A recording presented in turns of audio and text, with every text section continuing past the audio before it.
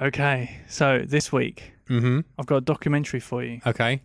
I can see additional hardware and I'm worried. Yeah, okay, so I'm basically I want you to do something while I'm pitching this to you, just to get you in the mindset. Depending on what you ask, it could be get up and walk out. Yeah, it's nothing horrible or nasty. Right. You don't need to limber up; it's fine. But I think I'd video it just in case we get a nice little video extra out of it. So I'm going to pitch you a documentary from about 4 years ago, and it's called Between the Folds. I've never heard of this. I thought not. So I'm going to give you some bits of paper. Okay. And I want you to make something out of those bits of paper while I'm doing my pitch. Not all of them, just pick one. Make anything you like out of that bit of paper. You know I have absolutely no art and craft skills whatsoever. I do. That's why we have 3 cameras. Oh, mate. So anyway, so if you hear some rustling, it's just us with the paper. Okay. Now, Make what? Anything. Do I have to fold it? You can do it. Yeah, you fold it, do what you like with it, because the documentary is all about origami. Okay. All right. I'm going to try a paper aeroplane. I've never been very good at these. Okay, so I can see Mr. Blue Peter at the other end of the table is having a go as well. Yeah. Well, I mean, I will give. I have been practicing this a little bit, but I was absolutely fascinated by this documentary. To be honest, I just put this on to pass some time because it was just some noise in the background, really, and then I got completely hooked into it, and then it wasn't actually until about 2 days after I'd finished watching, or 2 days after I'd watched it, that I decided that I actually wanted to pitch this to you. I've forgotten how to make a paper airplane.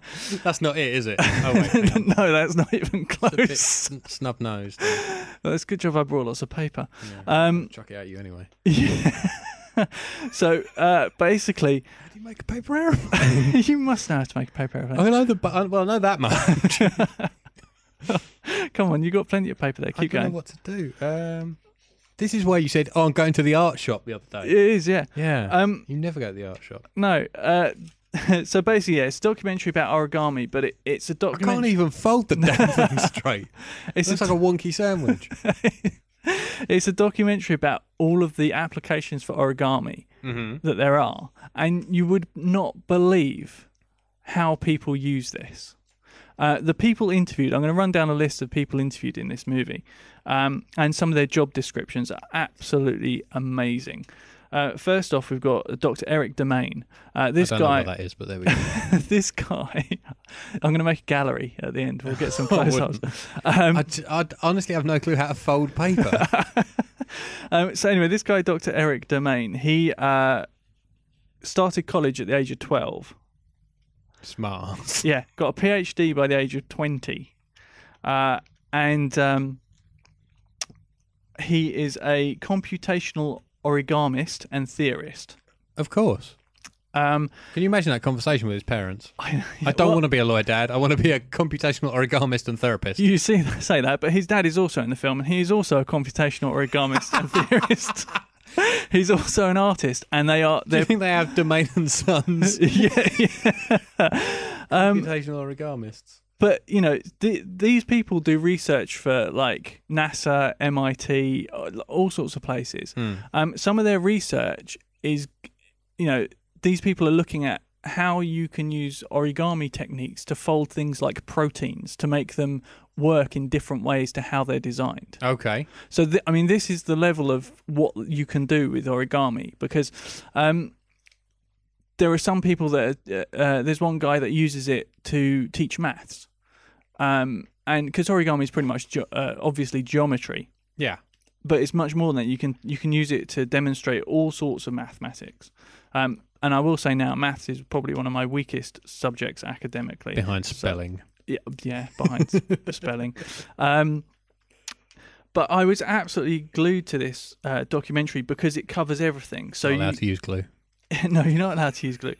Well, one of the things that they state at the beginning of the documentary, which I found really interesting, was the fact that origami is what they call a transformative art form. Most art forms are either additive or destructive. So painting is additive. You start off with a canvas and you add paint to it. Sculpting is destructive. You start with a block of rock and you chip bits away. Whereas with origami, you start with a bit of paper and you end with a bit of paper. The only difference being is it's a different shape. There are some very interesting takes on origami and how the philosophy of it. Mm-hmm. Some of it is like quite unusual. Some people do take it possibly a little bit too seriously in the wrong way, I think. But you have stop sign. You have scientists, theorists. You have architects. You have origami teachers, mathematicians, all being interviewed. But one of my favourites are the Origami Anarchists. Which, and it is, I know, as soon as it came up, I was just like, okay, now this is where it's getting really kind of funny and silly. But these guys, they don't, origami is a lot about folding in very precise ways and doing things in very orderly fashion. You wouldn't think that looking at what I've just done. But these guys would just crumple up paper and then make it do things. This documentary made me gasp aloud in several occasions, just because I was like, "How blokes folding paper? How the hell can you create these shapes using just paper? How can you make paper move in that way?" There's one guy that creates these things that it starts off one shape, he lets it go, and it transforms into something else. That's just weird. Yeah, it's got a very there's some just really weird things that these people get this paper to do in different types of paper and all that kind of thing. I will say that finally remembered how to make a plane, and it's terrible. I'm going to throw it at Tom anyway. And it didn't reach me from 3 feet away. Into aerodynamics. I wouldn't say it's the best made documentary ever, but it's definitely engaging all the way through, which I think is the key points that you need for a documentary. It doesn't really matter if it's just a load of talking heads or what have you. For people who haven't seen the video, Tom has had one piece of paper that he's been working on and making one thing. I have made 5 pieces of shit that the average 3-year-old would be embarrassed to have touched. But no, you say that. There's one guy at the beginning of this where he was talking to he was teaching a class about origami, and they said, "Can you make something with one fold?" Mm-hmm. And he said, "No, of course you can't. Don't be stupid." And then he kept thinking about it, and then he demonstrates exactly what you can do with just one fold. And they're kind of abstract shapes, but you wouldn't believe what you can do with just one fold and a piece of paper. Right, this pink one here, what can I do with one fold? See if you can just make an elegant-looking, interesting thing. I've made an elegant-looking, interesting thing with 3 folds or 5 folds so far.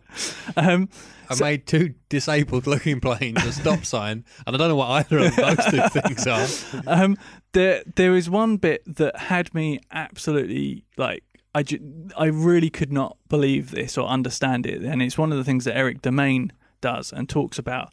And he developed. That would be 2 folds. He developed a thing called the fold and cut technique, and he proposed a theory that you could take a piece of paper, fold it as many times as you like in a particular way, make one cut. Ooh, bashed my microphone. Sorry. Make one cut with a pair of scissors, and when you unveil one of those bits of paper, it would create a shape. And his theory was that provided you understood how to fold that piece of paper, you could make any shape that has straight edges. He demonstrates this by folding a piece of paper, making one cut, and revealing a swan. I know. How many straight edges does a swan have? Well, when you look at it, it looks like a swan. I've given up on the one fold thing. It's not working for me. So yeah, this. I'm now making something that looks like you might wrap around a napkin. Well, whilst we've been doing this, Kieran has been making his lovely abstract shapes. I've been making one of the traditional origami figures, which is a crane, which is not. It's okay. Well, that's pretty good. Yeah. By my bedside, there's. Can you make a unicorn? Yeah. By my bedside, there's about 30 of those where I've been doing it. I bet your wife is really knocked and not being able to find a notepad anywhere in the house right now. Yeah, I've just been tearing bits of paper and trying to make these little things. Just because wishing you'd never seen that film. She probably is, because I was just fascinated by it. I don't know what that is either, but there we go. I might maybe it's an iPad stand. Yeah. Well, see, you've effectively made some interesting and nice shapes and designs. You've My got two brain there is- that complement each other. Yeah. You know? Entirely by accident, which I only realised when I finished the green one. Well, there you the go, second you see. one. But my brain just does not work this way. No. I can sit down in front of After Effects, like Yeah. a complicated special effects program, Yeah. and I could make you any kind of shape you want in that and make it do whatever you like, complete Yeah. with motion blur, lens flare, and happy little sparkles. But I can't draw. No. I can't paint. My stick men look retarded. And I certainly can't fold paper. I'm not a very dexterous person either, as you will have witnessed by me falling over 100 times every day. Yeah. That's why I'm really intrigued to see what you make of this film. I can make traffic lights. Hold on. There's I can't even get them in the right order. This is terrible. Wait, There's- what way does the traffic light go? a Red, guy. Orange, green. Here we go. Traffic lights. There's a guy called Dr. Robert Lang, who's an origami artist, scientist, and theorist. And I might see if I can find a website or gallery of some of his things, because they are apps. I mean, honestly, you look at them and think that cannot be made of paper without the aid of glue, scissors. Robots. Yeah. But I'm going to end on my favourite job description I think I may possibly have ever heard. Okay. And that is Bernard Payton, origami artist and bear biologist. which I just thought was superb.